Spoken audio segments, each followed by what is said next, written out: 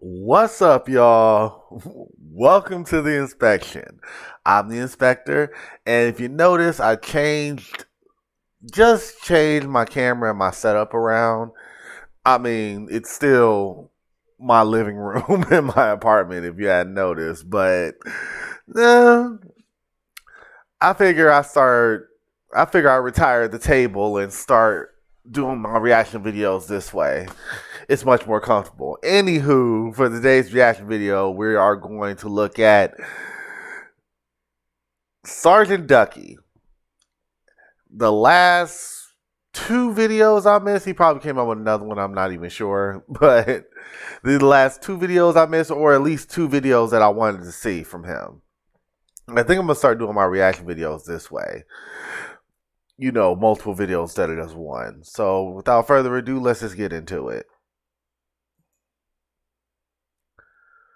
And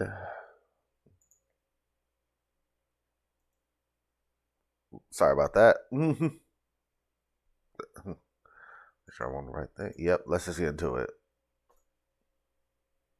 This one is Slip of the Tongue, Live with the Boys. So, not every story I have can be written cleverly to keep it somewhat light and squeaky clean. Occasionally I have a story that I have to tell that doesn't paint somebody in the kindest of light. But I feel like some of those stories are the ones most worth telling, because not everybody in a group of lads are all good all of the time. Sometimes they can slip, make mistakes, or do things that a lot of people would see as wrong. And in some part, I would say there's probably one out of every five who made one. You go to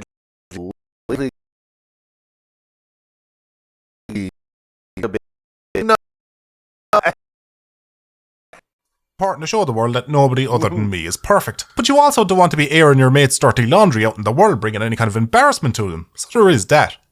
Thankfully, past Ducky. And you know Ducky was not the good one out of the group. If anything, he was the nigga that was talking the most shit all night. He was the one that was most likely to, as soon as you fuck up, Ducky saying something about it. Ducky had the foresight to not actually use any of his mates' real names in videos. So let me tell you about a time one of the lads cheated on his missus, and how she still, to this day, hasn't found out about it. But before I spill the beans, this video is sponsored by established...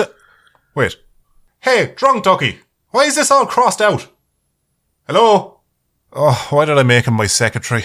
Never about when you need him. And between you and me, I think he's been sleeping with my missus behind my back. Well, while I have you, if you ever consider throwing a few bob my way for the videos I do, I can let you know I now make commentary videos to partner these videos where I talk all about the making of it and general audience reactions to it after release. Think of videos bonus features. And you can get access like seeing these videos earlier than everyone else, full frontal foul language, your name at the end, access to my Discord, and so on. All that for the price of a pint. So if that interests you, I've left the links to all that on a post-it note stuck to your fridge. So it was Friday, and we were all staring at our own fresh wages. I might consider being a Patreon. Ducky is definitely on the list of people I would become Patreon for. We just got into our accounts from a solid week's work, and we were all thinking to ourselves more or less the same thing. What is the most efficient way I can blow this all in one go? Yeah, we'll be broke for the week, but that sounds an awful lot like a problem for next week's boys to figure out. And they can barely afford to keep money for lunch for work, so it'd be completely irresponsible to leave them with the money in fairness. So like any gang of lads of that age, we thought, what better use for that much needed money than investing it in NFTs? Then we realised that would be terrible value for money, so we invested it more smartly by drinking it instead. And since this is a boys video, you could say we decided to wet our beaks. Thing is, we had gotten tired of heading to our local club every weekend to the point it was starting to cause a little bit of friction. Right, will you come on to it's nearly 11. They're going to be closed in a few hours. I don't know, lad. Is there any point in going at this stage? There's no crack to be had there anymore anyway. Well, I'd sooner be out there for the night looking for crack than in here looking at yours, so come on. That's a fair point. Let me text a few women, see if I can find a place to holster my weapon tonight. Fine. Let me go for a quick shower. For f***'s sake, how are you only showering now? Well, if you're in that much of a rush, I can save us time and shower in the pub. But there isn't a shower in the pub. There is, yeah. A shower of cunt. So after pondering on it for a bit, PJ made the suggestion of heading out the following night in the city of Cork. He'd been out there a few times before and loved it, and even better, he knew a few people living down there so he could sort us out for a place to stay for the night too. Sounded like a plan to us, so we start putting the wheels in motion. Right, I'll pop to the shop and pick up a few pre-drinks for tomorrow. PJ? I'll notify the council. Grand. And Hef, you go see if Sean's up for going. Sean's away for the week. And what about Sean? He said he'd love to go, but he won't fit in the car, and he doesn't want to hoof it. Really? Yep, straight from the horse's mouth. Could have been no fun without the main man there. He's always good for giddying up to no good. Well, enough of the long faces. We got things to do, so stop stalling. So the plan came together as this. Tomorrow, myself, PJ, Hef, Tony and Connor. Yeah, if you ain't giddy, he was talking about the horse named Sean from a while back. Would head down to Cork using the travel time to pre-game a few drinks. We'd park the car someplace safe for the night, hit up the pubs and clubs of Cork for a mad night out, and then head back to... Well, we didn't know where yet because it was on PJ to sort out the sleeping arrangements, and anytime we asked him, all we got was, "Don't worry about it. It'll be grand." Then once we're up, we can grab some grub and head home for a whack and a nap. What more could you want? So the following evening comes and we all pile into Connor's wagon as he's the only one with tax on his car, and we set sail for Cork. Of course, on the way down we make use of the travel time by cracking open a few cans and tackling some of the world's biggest problems by means of intellectual debate. Right, there's a glory hole with somebody's mouth on the other side, but there's a 50-50 chance that it's either a man... Yes. Let me finish. It's either a man or Emma Stone. Do you do it? Who's the man? Does it matter? I mean, yeah. Yeah, definitely. You gotta have standards. Fine. It's Gilbert Gottfried. Oh, dear Christ. That's a rough image. Can you feel it out? Nope. He's clean shaven and you can't peek. When do you find out? At the point you're crossing the finish line. Oh, that's evil. Do you have to speak to him after? Yep. Okay, I'm out. Hearing Gilbert Gottfried praise my load would actually make me want to do something that involves a tarp and pulling the trigger with my f***ing toes. I'd do it. Oh, really? I'm getting a suck job either way. How's that bad? Still though, Gilbert Gottfried. Yuck. Speaking of sleeping with someone. R.I.P. to Gilbert Godfrey, but oh man, I don't gamble. I wouldn't risk it. And no disrespect to Gilbert actually, yeah, no disrespect to Gilbert Godfrey. Damn, you really got me thinking about this. Like if. Just in case I really want a blowjob from Emma Stone, what male celebrity would I risk that for? I know the correct answer is none, but I'm really gonna have to think about this one. I probably wouldn't do it. Definitely not Gilbert Godfrey. Gilbert Godfrey looked like he'd be biting. Is there any update on where we're staying tonight? I told you, lads, don't worry about it. It'll be grand. So we arrive in Cork and park the car in some random estate we find and start the 30-minute walk into the town centre. Quite an easy walk though, because we made the mistake of parking at the top of a very long, steep hill, and all of us, bar Connor, were starting to feel the effects of the sauce, so we're essentially plodding down it on autopilot. Honestly, with how steep that hill was, I reckon we're only about 4 drinks shy of getting to the bottom without even having to use our legs. The last immortal.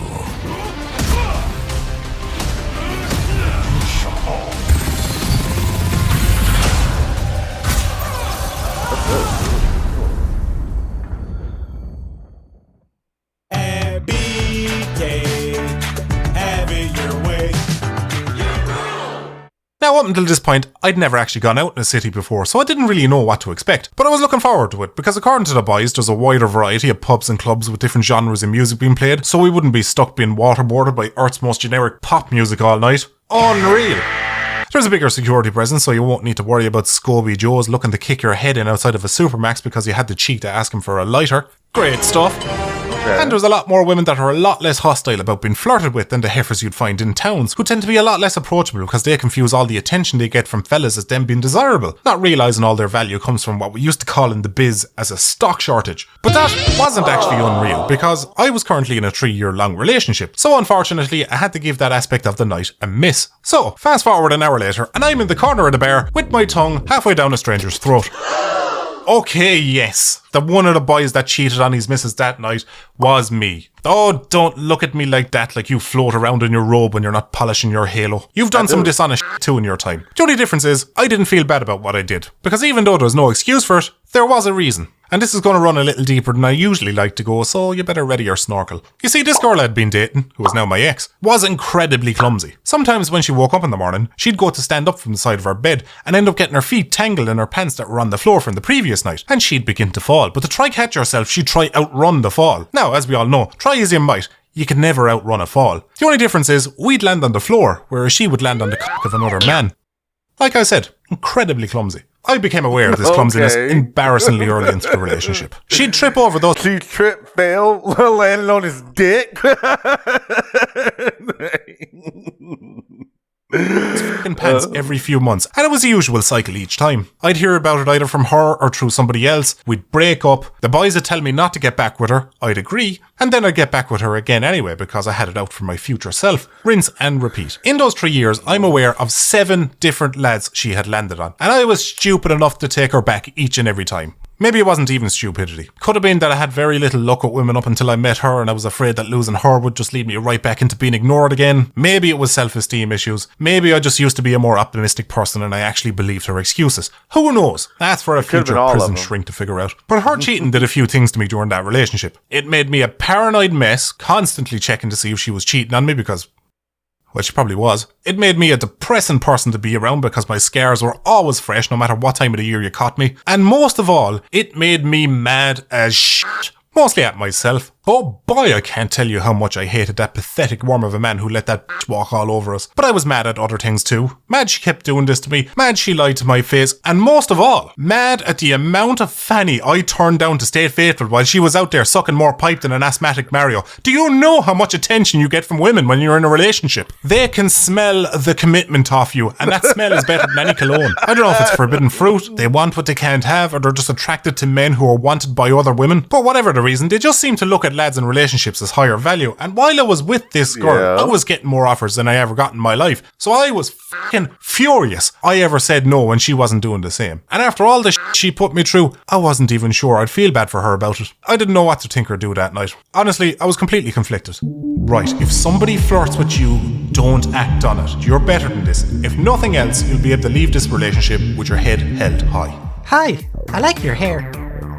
Fuck it, I'm tall enough. Thanks, I love your boots. What did you say you were drinking?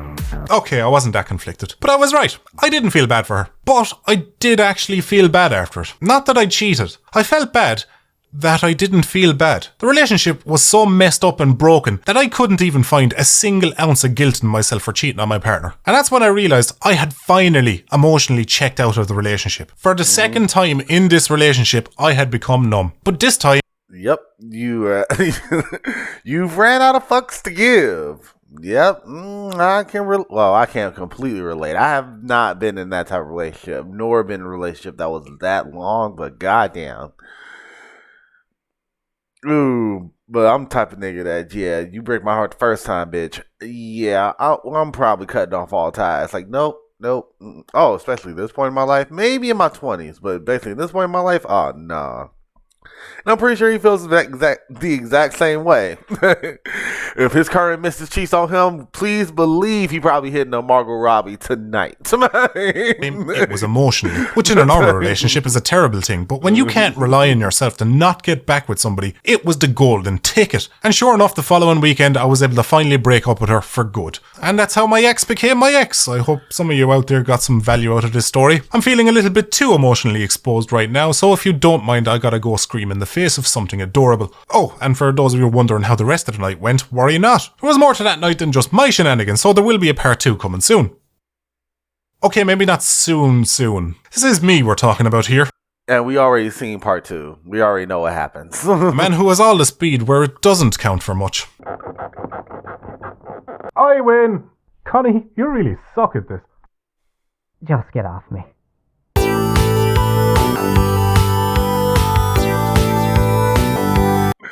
I kind of did that to a chick once. I win.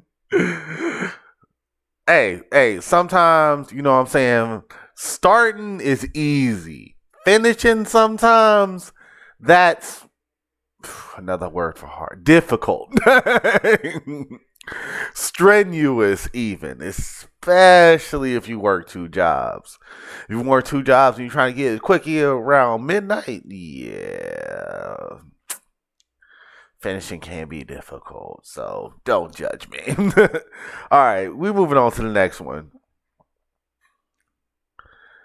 Let's see. Live with the boy story. Another live with the woman story. Do the amazing. Help save lives. Donate plasma today at CSL Plasma. There was a time when summer's gifts filled us with gratitude, when lighthearted laughter filled. Right, man. As I was saying, to myself when I'm ending this video, now we're going with a living with a woman story. These are always hilarious. Let's be honest. There's truth to the phrase that they make a house a home. But if we're being honest, do we really need them? Sure, they can help the outside world shine a little brighter. Sure, we have a hard time just not staring at them. And sure, there's few men out there who'd complain about the light that shines through that lovely little slit they've got. But if we're being honest, they've got their downsides too. They've gotten a lot bigger over the years. Doesn't matter what they say, you can see right through them. And out of everything we have in our house, you have to say that they are the biggest pain in the wall. In the wall? Oh, come on, I double-checked this. No, you don't need a dog. You just don't. You don't need a dog in your house. God damn it. And motherfuckers got the audacity to complain about them, too, after they the ones who got them. The shit came to them. They did not go to the dog. Okay, now let's get on with the Living with a Woman video. Yeah, living with a window? When do I even write these? But anyway, this video is sponsored by me. Oh, you're talking about a window this time. I stick by my statement. See these videos yesterday?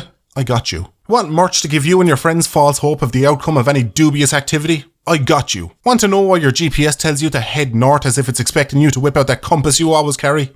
Me too, actually. But links are below for the other stuff. Anyway, I was clothes shopping with the missus the other day, and about half an hour into it, her mood started to sour. It happens every time I go along with her, and I have no idea why.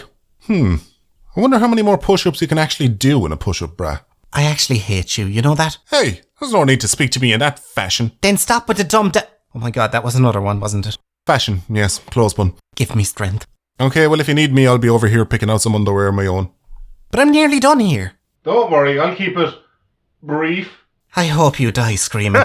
Love you too, babe. But on this particular day, I was only half responsible for her bad mood. She was perfectly fine up until she seen this dress she liked. So she grabs a few sizes and runs off to the changing rooms to try it on while I do the ritual all men do in these situations. Stand there like a lost child playing smash or pass in my head with any woman nearby. Or my own version of it I call Fapjack, where I blindly choose smash or pass and it'll apply to the next woman that walks by so it's in the dealer's hands. Look, you don't become a comedic introvert without being able to amuse yourself. But anyway, many years later I'm sitting at a bar, still writhing in grief over the loss of my third wife, staring down the hourglass of my own mortality because my liver started to rust, and even though I know there's no happiness at the end of a glass, it hasn't stopped me checking. And just as I'm about to head home in hopes that tomorrow will be the day I don't wake up, I suddenly get some surprising news. An old girlfriend of mine who had gone missing inside of a changing rooms 47 years ago had finally turned up. So a quick rekindle and a couple of cosmetic surgeries later, we pick up exactly where we left off. But she's looking a bit peeved, so I ask her where she's been all this time and what's the matter. Well, she's in bad form because she's a size 10 to a size 12, but neither of those are fitting her, but a size 14 fits her perfectly.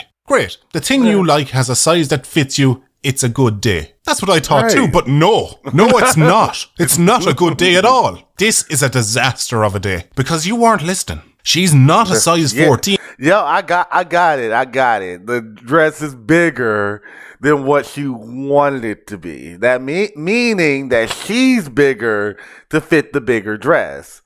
That's a bad thing. You have to be smaller so you can fit the smaller dress for some fucking reason. And this is a size 14. Don't you see the problem here? I know what you're thinking. Just buy the size 14. Nobody's going to be looking at the label of it when you're wearing it. Oh, you sweet man. You sweet idiot of a man. That's what I made the same mistake of saying too. But it's not about it fitting her. It's that she's not a size 14. Don't you realize what's just happened? She's just been called fat. And it wasn't by some stranger on the internet or some teasing friend. She's been called fat by the one thing that she has grown to trust love and hold dear. Not a year ago she was floating through a wedding with a big smile on her face because the dress she was wearing was a size 10. And now that very same metric has told her she has the stomach of a middle-aged man and an arse like a pair of blobfish. Now I'm the first person in line to complain about clothes sizes being all over the place. I actually lose sleep to the anger I feel that 36-inch waisted pants are often more or less than 36 inches. But that's primarily because I'm a bloke and I don't like trying things on at the shops. I see the thing, the numbers are correct, I buy the thing. So I learned not to do that. I have learned in my life not to do that. I used to do that too. I see the thing, I buy the thing, I take the thing home, I don't spend too much money, bam. And then I end up being stuck with a pair of pants that's tight as shit for over a year because I am way too cheap and way too lazy to return anything. So yeah, when I shop for pants, shirts, I know my size. I know my size of the shirt. I don't try on the shirt. I buy the shirt. I get the shirt. I buy the shirt. I take it home. But pants, whole different ball game. I do not feel like having my nuts pinched every fucking time I squat. No. God. Take those 5 extra minutes and try on the pants. Dang. It may take this 10-minute trip, may turn this 10-minute trip to a 30-minute trip, but trust me, you'll thank yourself later. I already own it when I find out it doesn't fit, and it's a hassle to go back and exchange things. But she's matching that anger before she's even left the shop and has decided not to buy the dress even though she likes it and it fits her because in her mind, that would be agreeing with it. Do you want to know what the real problem is?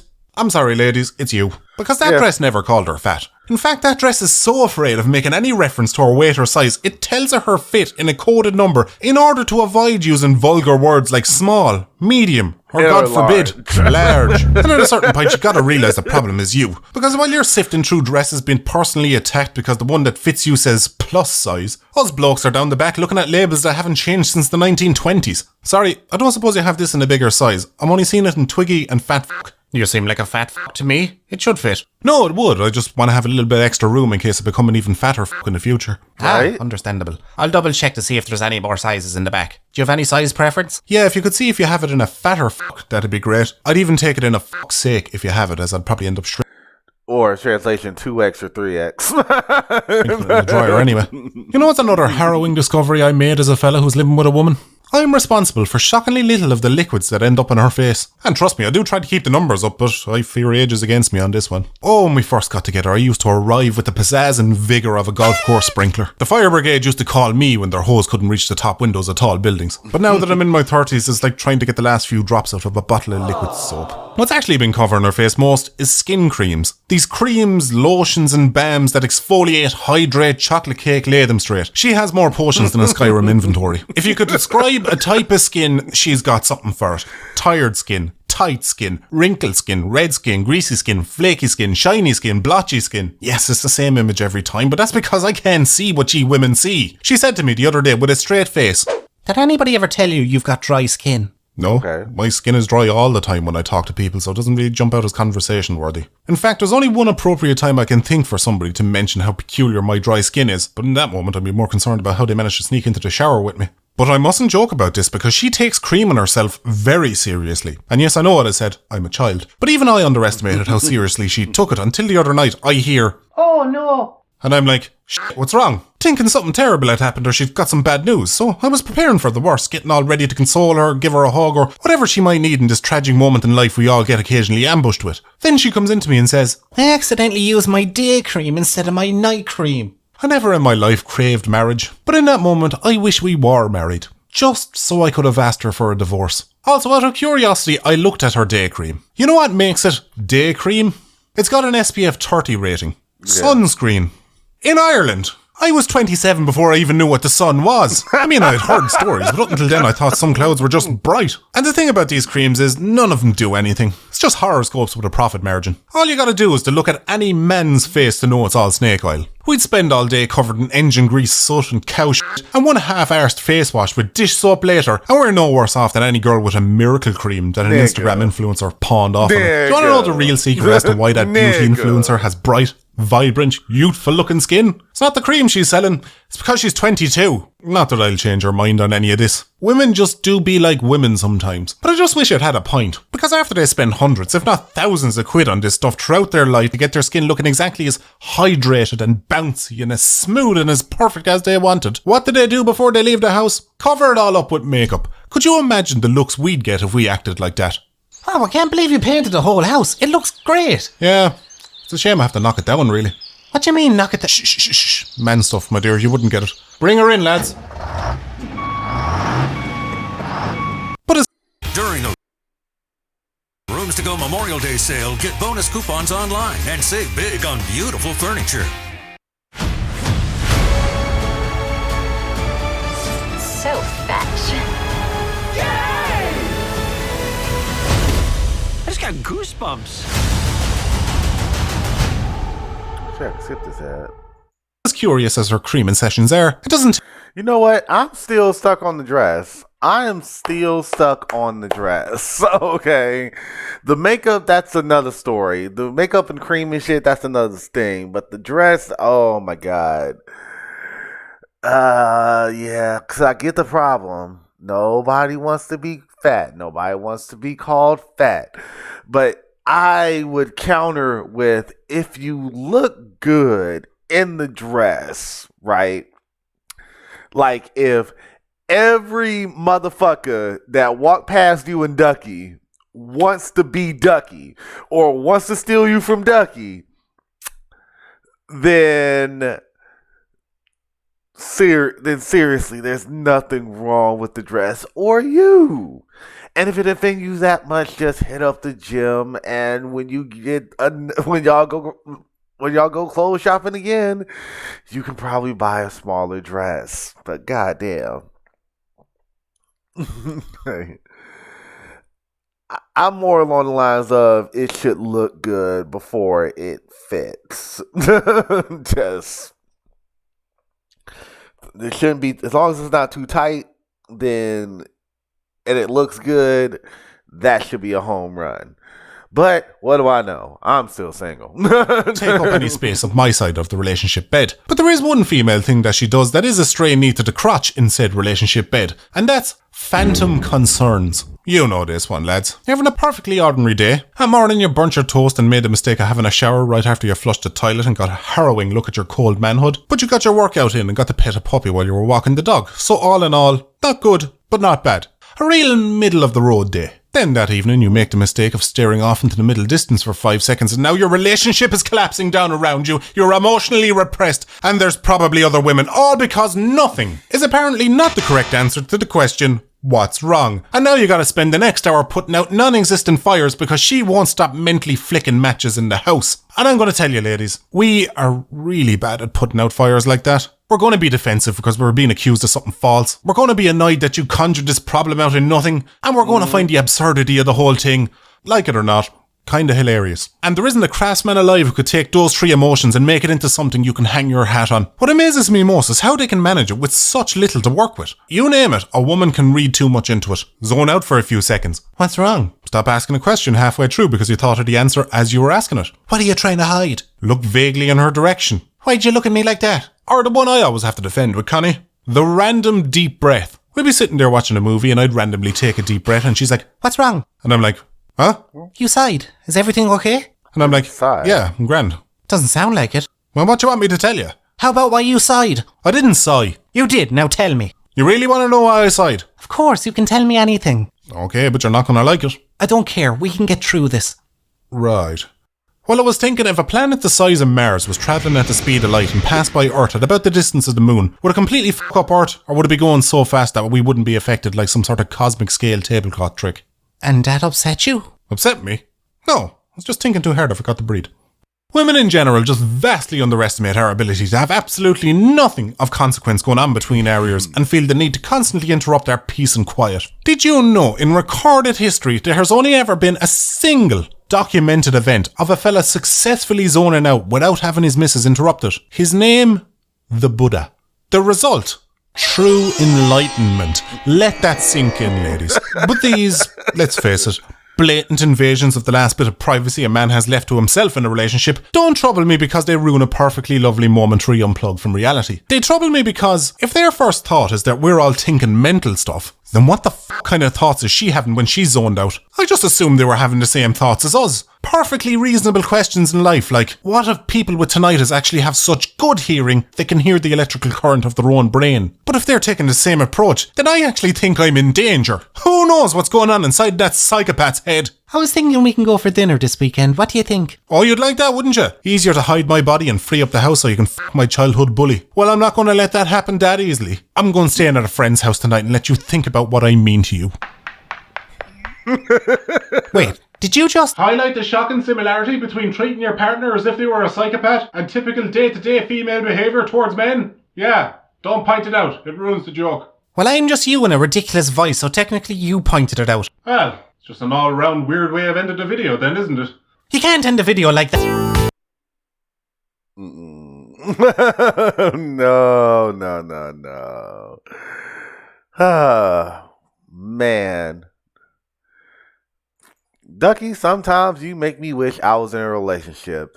And I know you're asking yourself why when I gave you a blatant reason on why you should not be in one. Two, in fact. And it's because I'm glutton for punishment. So, if you like my reactions, please subscribe, like, comment, and most of all, actually, I already said subscribe. Definitely do that. And definitely like. And if you made it this far in the video, guess what? Because this carried on way too long. You are fucking awesome, and don't let anyone tell you different.